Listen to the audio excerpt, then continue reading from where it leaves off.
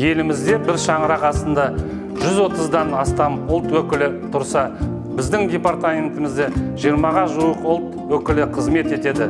Барлығының мақсаты бір: адамдардың құқықтары мен бостандықтарын қорғау, қоғамдық тәртіпті сақтау. Осы орайда баршаңызды Қазақстан халқы тілдерінің күнімен және қазақ тілі білімінің атасы Ахмет Байтұрсыновтың 150 жылдық мерейтойымен құттықтаймын. Ахмет Байтұрсынұлы, жазушының қанағаты. Бұл сөзді біреу алмас, біреу алар, құлағын біреу салмас, біреу салар. Теп-тегіс көпке онау оңай емес. Кейіне жарамас, кейіне жарар.